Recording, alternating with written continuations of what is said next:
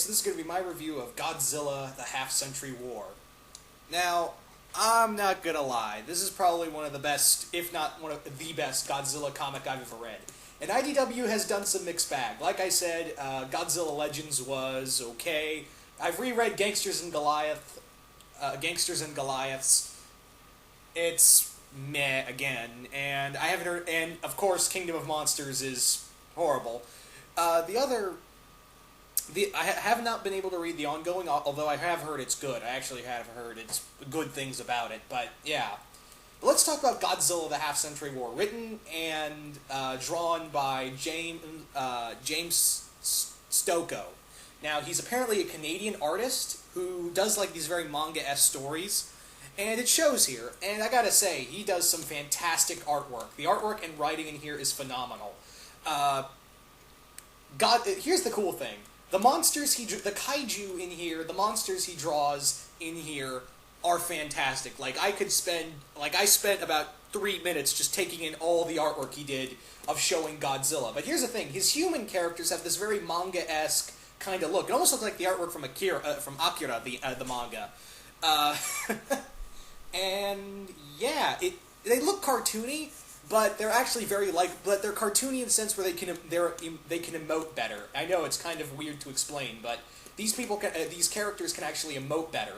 But let's get on to the story. The story is about this character called Ota Murakami and his friend Kentaro, who were there at Godzilla's first attack. And this is the cool thing. This tries its best to make the Half-Century War in just 5 issues, tries to make the Showa, Heisei, and Millennium series all into one canon universe. And it does a really good... it's actually really cool. And there's also cool little Easter eggs here and there. You've got we don't have the G-Force, we have the Anti-Megalosaur Force, the AMF, which we saw in Godzilla against Mechagodzilla and Godzilla Tokyo SOS. We also have... it's also kind of funny, because that's the Godzilla he kind of used, that's the Godzilla he draws, so I'm guessing Stokoe is a fan of that movie. I actually like Godzilla vs. Mechagodzilla, those 2 movies, so yeah. Anyway, getting back to this, like I said, it does its best to, because most of you guys know that all those movies aren't canon with each other, but this tries its best to make all those movies into one canon film. And, you gotta give credit when credit is due. I thought he did a very good job with this. It pretty much takes place when Ota is in the military. He's just now a lieutenant in a tank command with his friend Kentaro, and they're there right when Godzilla hits in the first movie. They're there, and they actually save a lot of people. And in a sense, you see the whole world of this whole world through the eyes of Murakami, who is actually a very likable character. With a lot of these comics, I've noticed that IDW's Godzilla comics, they have some horrible human characters. But then again, they don't really have... You don't really need human characters sometimes. You just need kaiju.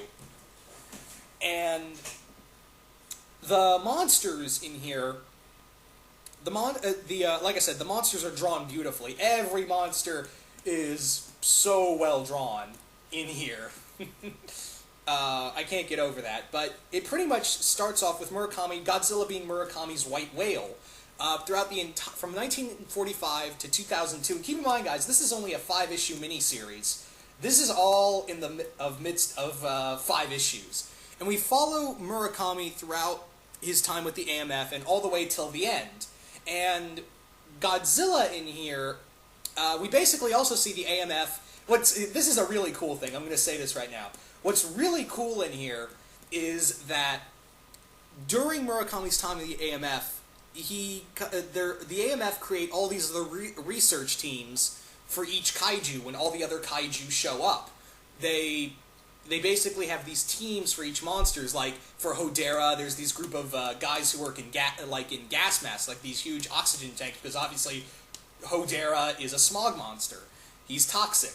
For Mothra, it's these 2 hippies. For Batra, it's these 2 goth-looking characters. For Rodan, it's these 2 ace pilots. And for Megalon, it's these 2 miners. I really find cool that they basically have not just Godzilla being researched on, but the other monsters, which I think is really cool.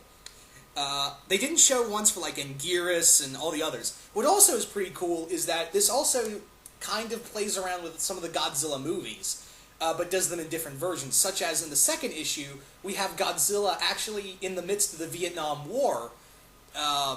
He's in the midst of the Vietnam War, and this is where a version of Godzilla raids again, that was the first movie where Anguirus showed up, and this is where the Godzilla and Anguirus film took place. In this universe, at least, in Vietnam, which I thought was very cool, how they play around with the whole with Godzilla attacking Saigon, and then and then Anguirus shows up, and all these other monsters eventually show up in 1975, because each of the time periods, because obviously 1945, and then it goes on to 1967, I believe, and then 1975, then 1987, and then 2002. So there is a year skip in each time period. That's what I really find cool about this. And we also, like I said, this does follow Murakami throughout that time period, and he makes a very good discussion. He brings up something that we don't see a lot in the Godzilla movies. They're mentioned here and there, but they're not really brought up. Murakami, in the when it's 1987, and Godzilla is still around, he's currently attacking Bombay, and he comes out and says, I am getting older. Godzilla is still the same Godzilla that I've seen in the past. This is the same Godzilla from 1954. That is the same Godzilla from 1954. And Godzilla's pretty much immortal. I have literally done nothing with my life. I have no family. I have literally nothing. And I'm getting older, and Godzilla is still the same. He is never going to die, and in fact, when I die, Godzilla is still going to be around. Chances are of that. So I really do like that. And it also has the whole world, his whole world changing drastically, constantly. Like the AMF just use him. He's basically, him and Kentaro later become like glorified storm chasers. Just basically, they've been downgraded to follow Godzilla. And, kind of minimize the damage, which doesn't help. So, in that, he also makes there's also something else very cool about this comic. The other thing that he brings up is that Murakami also says that he can't read Godzilla. This is also really cool, that Godzilla is just a force of nature. I've made some theories about Godzilla, why he attacks these cities and just leaves, but I'll never understand it. I'll never understand why. I really don't want to spoil a lot in here, but for I really don't want to spoil a lot. But if you want to see like a huge spoiler review that's about almost an hour long, go check out Zazubar's video, because like him, I absolutely love it, and he goes a lot more in-depth with it than I do. But should you pick up Godzilla the Half-Century War? Oh, hell yeah. Great writing, great artwork, everything about this this book is great. Just go get it. Go get it, please. If you're a Godzilla fan, you need to have this in your comic book collection. I highly recommend Godzilla the Half-Century War. You get some epic fights, between the Kaiju.